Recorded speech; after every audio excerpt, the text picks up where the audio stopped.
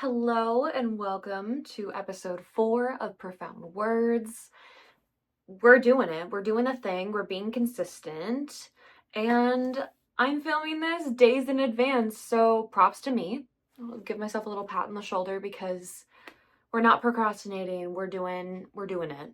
Because consistency is key.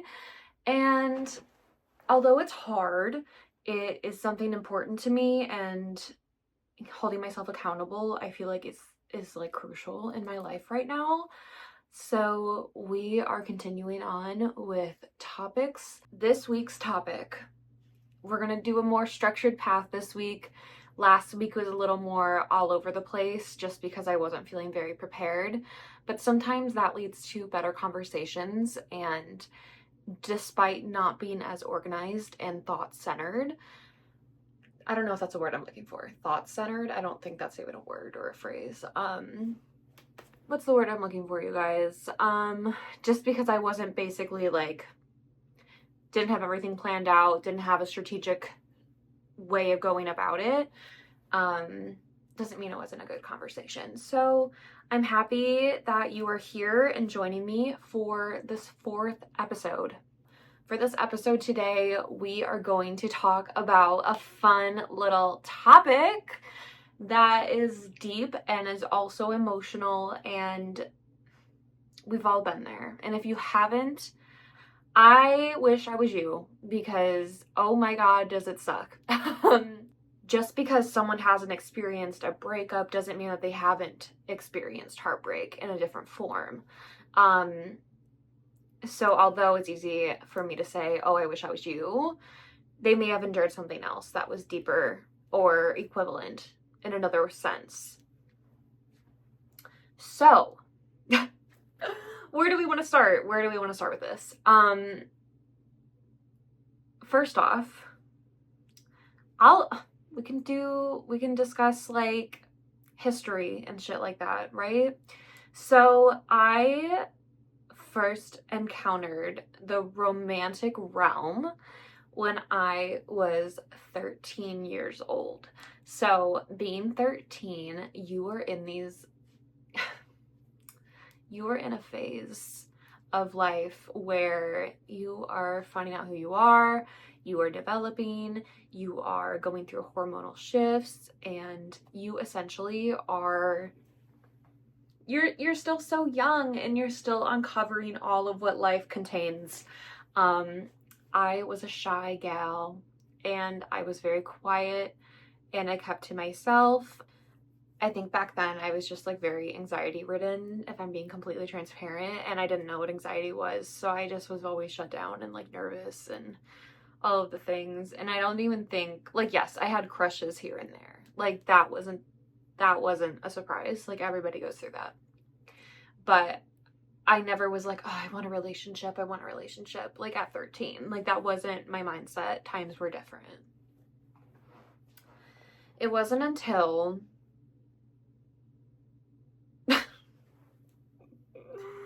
oh God, I hate talking about it. Okay, I shouldn't hate talking about it because it happened and it is what it is. And like that, so many experiences shape your life and how you become as you're older and everything like that.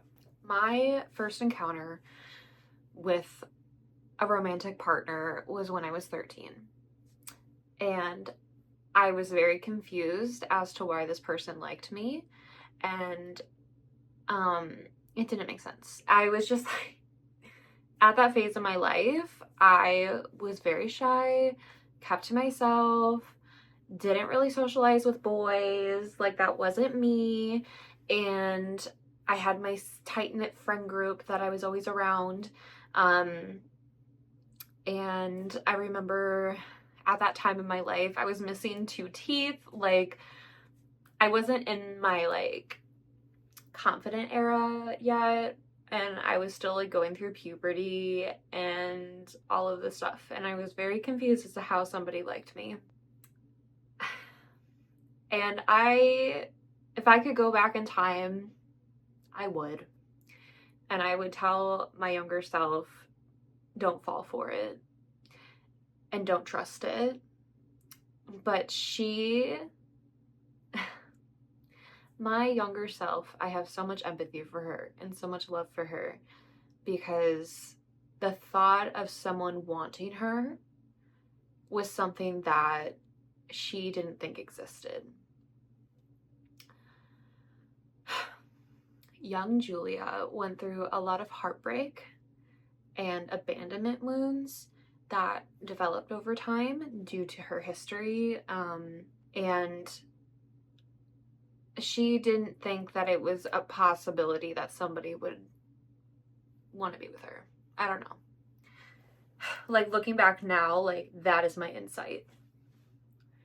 And I think when the opportunity arose,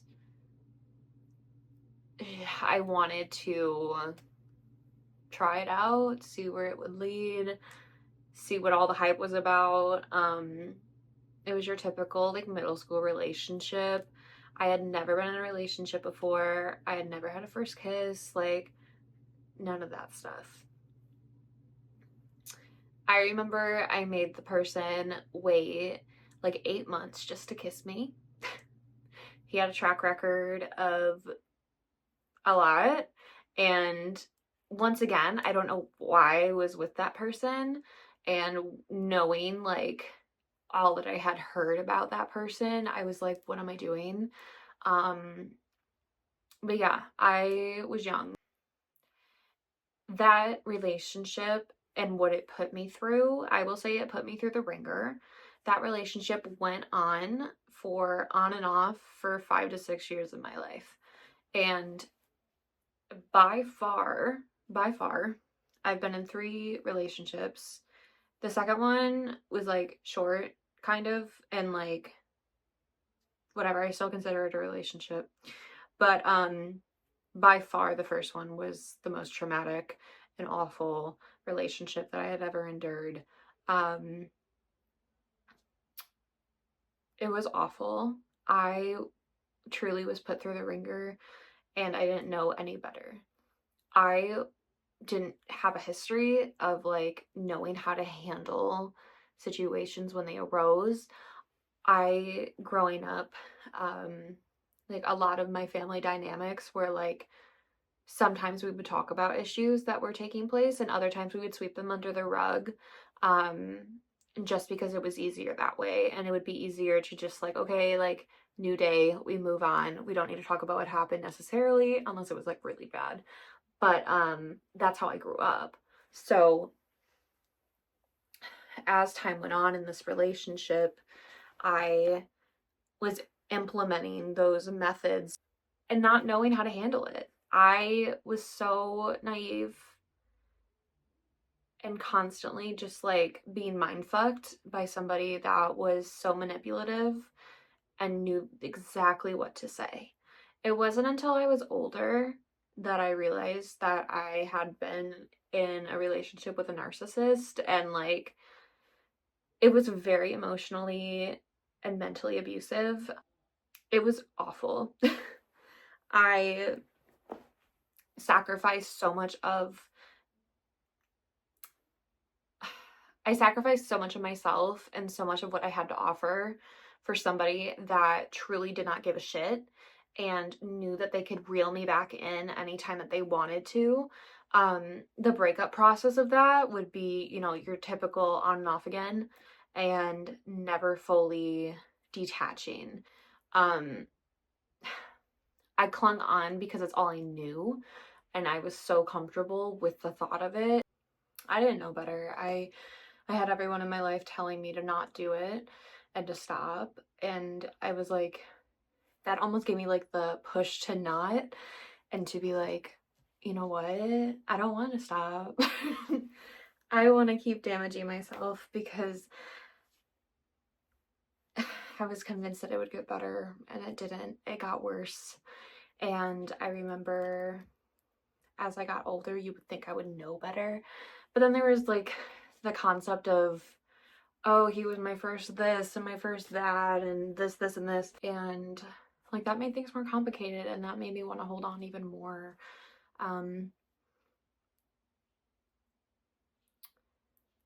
I that relationship made me crazy. I feel like I truly became this insane human, because I was so manipulated and was put in these situations where I was being actively ignored by the person I was dating. I would be like ignored to the point where I was like blowing up the person's phone, feeling like I was insane, when in reality, I'm like, no, your significant other should never be ignoring you for days. Like, what are we doing? And I remember just having like full on crash outs and feeling delusional and feeling like I was besides myself because this person that I so had spent so much time with and invested a bunch of time and energy into, despite the pain, despite what I was going through, didn't want me, or I was being too much. I remember at one point for that relationship specifically, it was like years down the road when I was early in college and we rekindled it. Worst decision of my life. Don't know why I did that. Thinking I don't even know. I beat myself up over it because I could have spared a lot of hurt and pain. I remember rekindling it and like a series of events had taken place, and at one point we had met up, got lunch, whatever. And I rem I remember things progressed and things happened. And then like a week later or two, I found out that he had a whole ass girlfriend.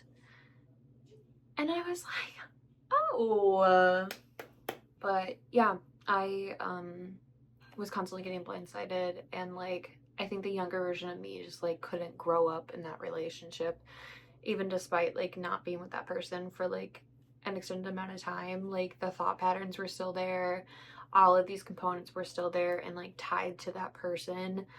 I had to go through EMDR therapy after that with my therapist, to desensitize myself from all of the trauma that I endured and like get my brain to focus on the areas that needed to be healed in order to move on and like be healthy and stable. That relationship, to be blunt, made me not want to be around anymore, because it made me feel so insane, and I hated who I was when I was in that cycle with that person and without that person, feeling that I was always just like on a leash, and no matter what happened, he could say or do the right thing that I wanted to hear or what I had been waiting to see, and he would rope me back in like it was nothing. So I had to go through intense EMDR therapy. It's a whole process. It's a therapeutic process. You have to get certified in it. Not anyone can do it. And it can be intense for a lot of people, depending on what it is that you're trying to heal from. So that took a lot of work, but looking back now, I don't feel anything. If that makes sense. Like, if anything, I feel sorry for myself and I feel sorry for what I endured and went through and tolerated, but I feel nothing towards that relationship and that person. Like, I truly am so desensitized from it that it's like, I don't feel anything. My second relationship was interesting. I don't know. I went through a lot with that person, I feel like, on an escalated level of not a lot of time, but it was very intense, very quick. And at the end of the day, it was a lot, I think, on both of us. Like, we kind of trauma bonded and it became this thing that was really intense. And then the breakup process was equally as hard.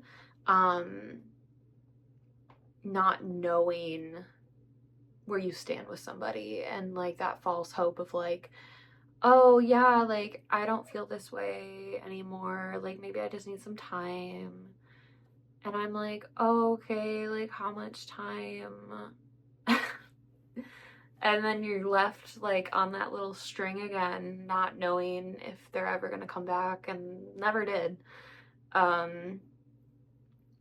but it took a long time to get over that one. I think it was because of the trauma bond that happened and feeling so many emotions so intensely, so fast, that I was like yearning for it. I was like, where is it? Why can't I get this feeling by myself? And like, how do I overcome this? My last relationship that I had was very different from all of my other ones. I think in my brain I'm still romanticizing it a bit. So this could be a whole different story in a year from now. Yeah, it was a whole different relationship, a whole different dynamic. I wouldn't say the relationship was toxic.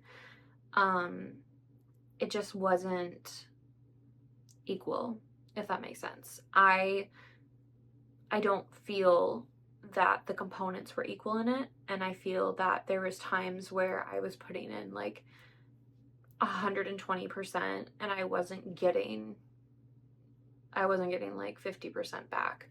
Being with somebody that had like one foot out the door constantly was really, really hard, and not feeling secure in a relationship was triggering a lot of trauma responses within me from previous hurt and pain. And I felt like towards the end of it, it made me crash out a lot. And like those old patterns came back of like begging somebody to be with me and like just like trying to convince them that like I could be what they want despite whatever it meant. Like, I can change this about myself, I can change that, whatever the bullshit, right? But at the end of the day, I think all of the relationships taught me something, right?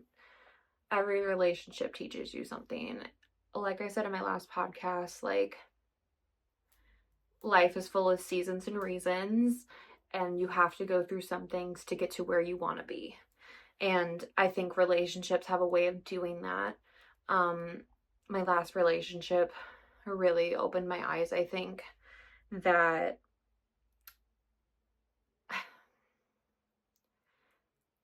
you can't, someone that has their mind made up, you can't change it. You can't control the outcome. I struggle with control, and like not being in control of a situation or an outcome is so scary. Especially when you're wanting something so badly and a person so badly that you're willing to sacrifice a lot of stuff to be with that person. And they're still like, no, I don't want to be with you.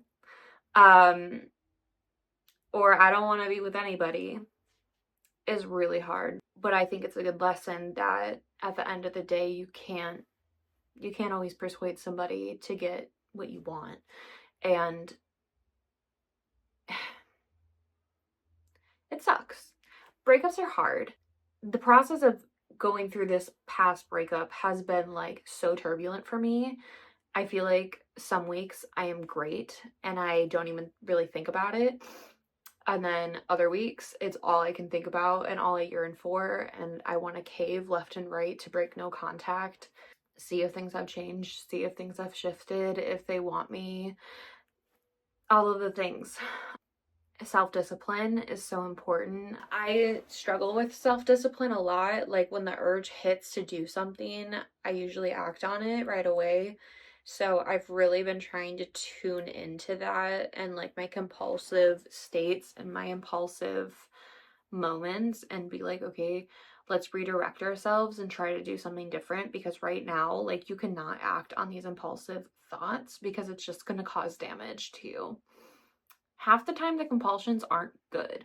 They can be fun and like thrilling for a little bit, and then like the adrenaline's rushing, you're like, oh my god, like I'm getting this dopamine rush right now and it's so exciting, like I'm living for it. And then the crash comes.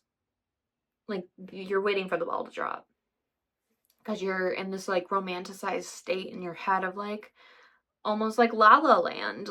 You're riding that wave of adrenaline and rush, and when it ends, it's like the most devastating thing ever, because you just so badly wanted it to be different. And it's like hard to wrap your head around it. I've always been someone that needs clarity in like every breakup, and I will like keep reaching out and like keep trying to see that person until I reach the point of clarity for myself, or it has a different outcome, I guess. Like, I'm very stubborn in that regard of like, no, you don't get to just leave my life and not give me an explanation or give me the answers I need in order for me to move on, because clearly it's easy for you to move on. Like, every single person I've been with moves on like it's nothing, and I think it's like that is so devastating for me to feel like I wasn't that important to begin with. And like, granted, there's the serial daters that will go from relationship to relationship to relationship, and that's just how they are. And then there's the others that don't do that. But I think that it's really hard to sit in the comfort, or it's really hard to sit in the discomfort of being alone and being by yourself and not wanting a companion. There's some people that truly just don't want that in their lives, and I envy it in a way, because I'm like, okay, that must be nice to be like so content with yourself and like what your life is that you don't want someone to share that with. But I know for me personally, like, I've always been someone that likes to lean on people and have that support and have that companionship. And over the years, I've done so much self-work, and somehow certain things trigger old patterns and old beliefs, and it's really hard to rid yourself of them and come to terms with the fact that it's not always something that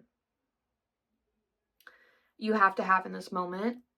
I live in a way that I have unrealistic expectations, I feel like sometimes, and the people that I am with, I feel like personally, I don't ask for a lot. I just want the equal effort. I want to feel like they're committed, to know that I can trust them. The little bare minimum things. I should want more than bare minimum. We all should want more than bare minimum, and we deserve more than bare minimum. With that being said, I also live in a reality in my head of false hope, and like, considering, you know, I am very spiritual, if you can't tell by all my lovely art in my room that you've probably seen in my videos, if you've watched my videos. But I do believe in like twin flames and soul ties, and trauma bonds are real. I think that it's really hard to not have false hope in situations, to hope that like, okay, maybe this wasn't our time and we weren't supposed to work right now, but you never know what the future holds. So like, that idea of false hope like almost makes you like heal a little bit, but also it still leaves that linger of like, I'm still on a leash. I'm still like holding on. I know that like I'm in a place where it'd be hard to say no if they were to try to come back. And that is the hardest part about breakups, is you want to have the self-respect and you want to have that confidence and like resilience within yourself to be like, fuck no, like I deserve better. You didn't meet my needs. And realistically, like, when I needed you, when I wanted you, you didn't want me back. And you couldn't fight for this. It was just me. That's the version of myself that I aspire to be, because I want to know my worth, and I want to be the person that is like, no, like, you had me when you had me, and like, now because you all of a sudden are like, oh, I want to be with you, I'm like, no, like, you should have taken advantage of that when we were together. But then there's a false hope component where it's like, okay, I hope they do that, and then they don't, and you're devastated and you're heartbroken, or they move on and you're like, what the fuck, like, why are you able to do that with somebody else when that's what I was asking for? Like, all of these things. And it's so easy to try to fill in the blanks for yourself. A friend of mine, she has been like really helpful in the process of like this last breakup I went through, and like trying to detach myself and be more on the side of like, Julia, like she had told me, I remember we were at work and we were in the bathroom and she told me, she was like, you're creating this gray area. Like, you're the one that's trying to like fill in these blanks that don't exist. And I'm like, oh my God, like you're right. Like, I am making these things when it's so cut and dry and so straightforward, and I'm like trying to make it blurry. Because that is what I've known. I've only known blurry. And I've only known that gray area of always feeling like I'm in some gray area with somebody instead of just being all in and committed and it being great. Because when I'm in that, I think in the back of my head, I'm like, okay, when's the shoe gonna drop? Because whenever I'm like so happy and so content in something, I'm like waiting for the ball to drop. Or the shoe to drop. Whatever the saying is, right? I'm just waiting. Because the track record so far is not great. I know I'm so young still, and a lot of us can relate to it. You know, like when I was 18, 20 years old going through a breakup, I thought it was going to be the end of the world. I am like, there is no way I'm going to recover from this. There's no way I'm going to get through this. How am I going to heal from this person? And granted, I had to go to therapy and I had to do intensive EMDR in order to heal. But I got over it and I moved forward. And I think that is reassuring because I'm like, if I can get through that one, I can get through anything when it comes to relationships, because that one was so bad and so traumatic for me that I'm like, okay, these other ones, it should be like a breeze almost, but it's that hyperfixation piece that's like, no, like I genuinely loved you and I loved you so much and I wanted a life with you. So it's grief. It ties into grief and like having to come to terms with the fact that like I have to let this go and I'm too scared to. I am terrified to come to the acceptance that this is no longer, that we are not a thing and you are not going to be a part of my life. And that, I think that is the hardest part for a lot of people, is knowing that like, okay, like I'm not going to text this person every day anymore, and they're not going to know like the little things like, oh, I had a bagel for breakfast and this happened at work today. School's going great.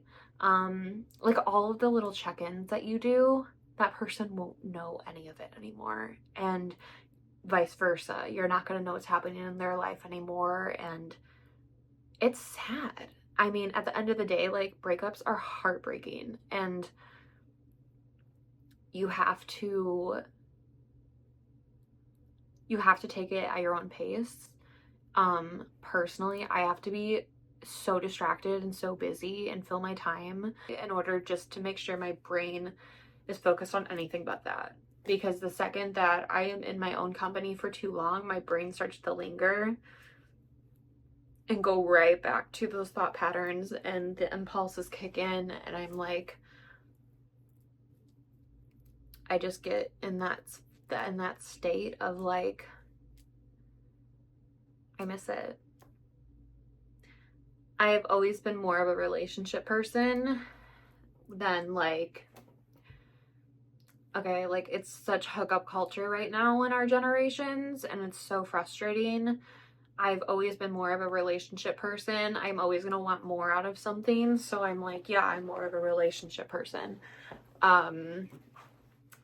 I think that no matter what type of breakup it is, whether it was a relationship or these days we call things situationships, which is so wild, because it's so legit though. Like situationships are such a thing, and it's equally as hard, if not harder sometimes, because you are fully putting your all into something and it's not ever like concrete, and you're having to mourn the loss of that on top of all of the other components.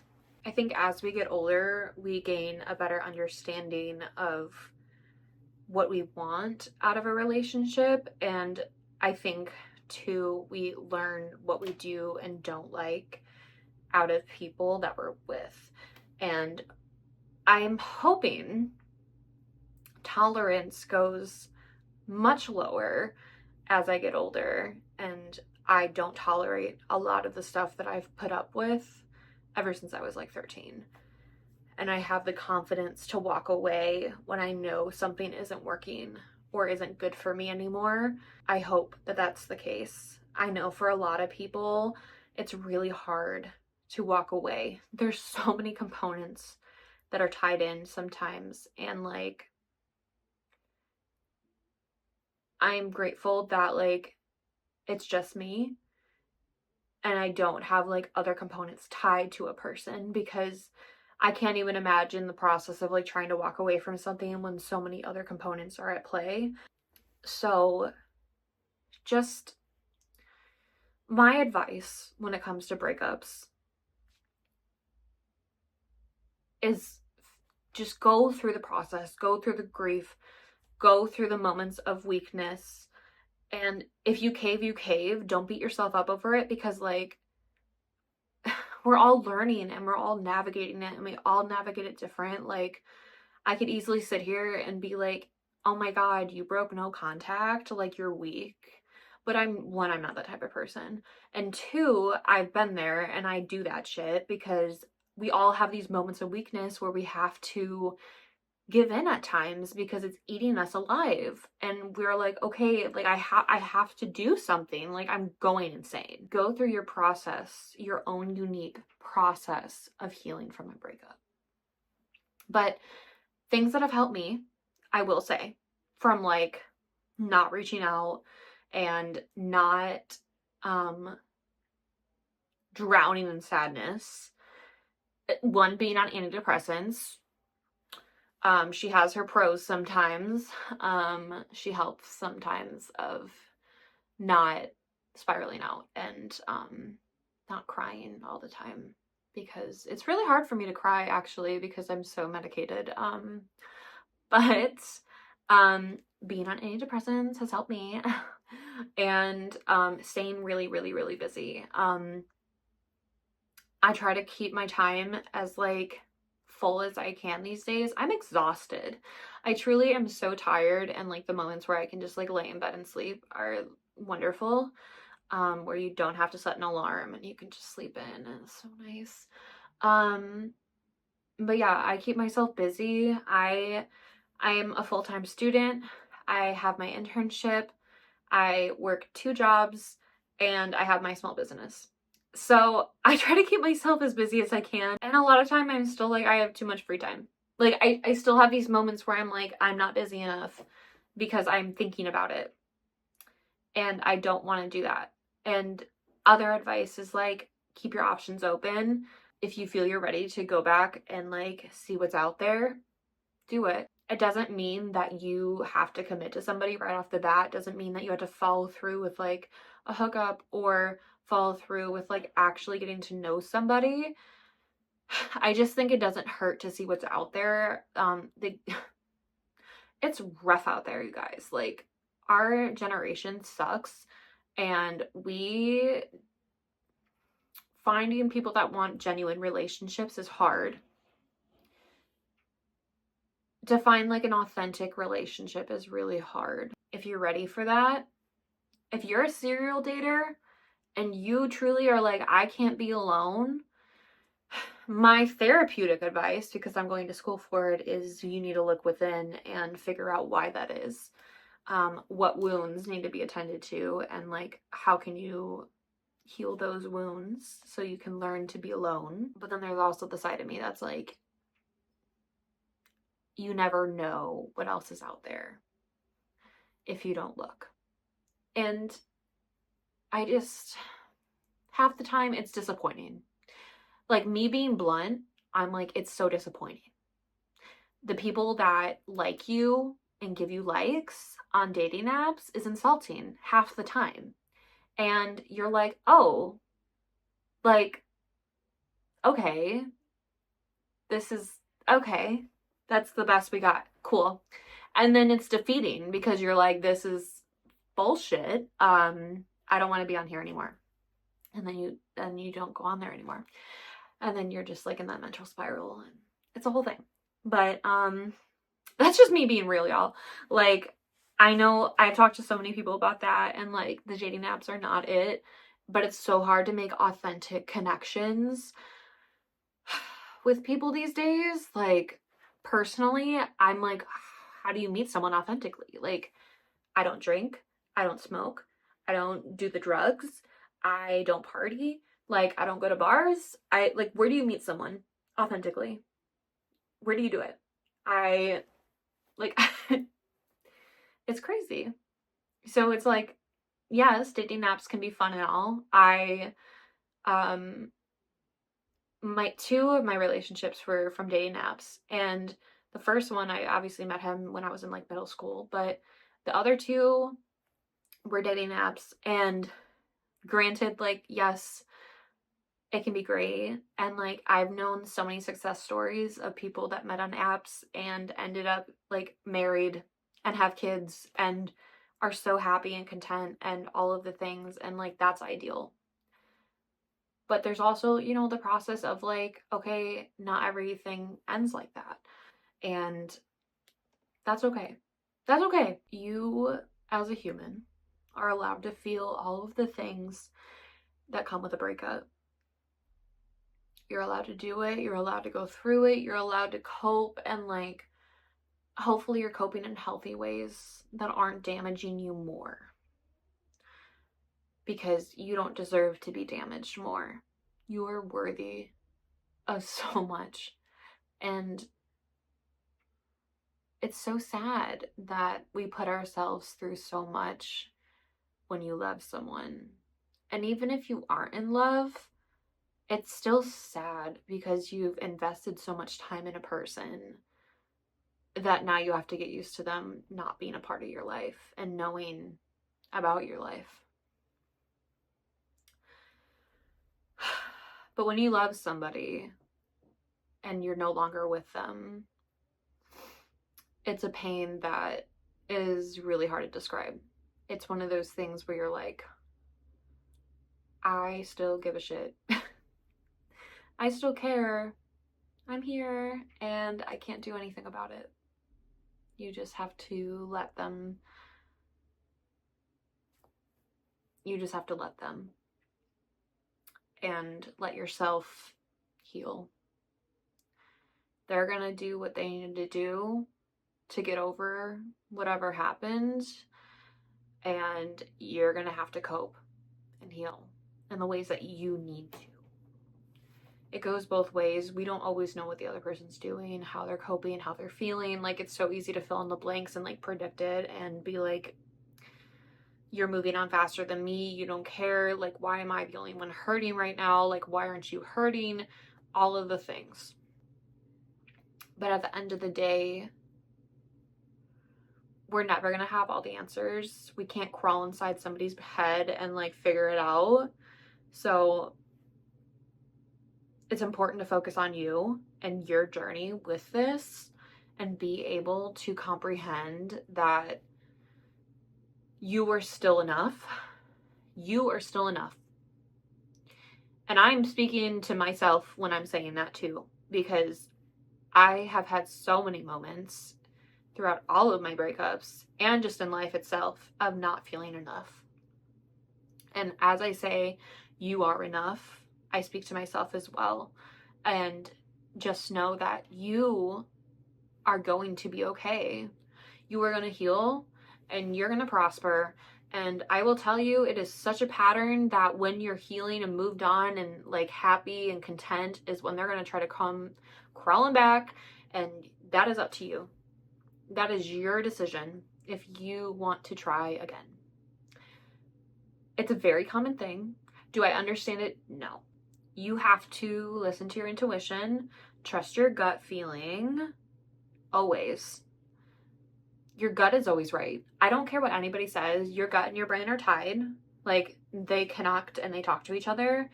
And that's like backed up by scientific research. Look it up.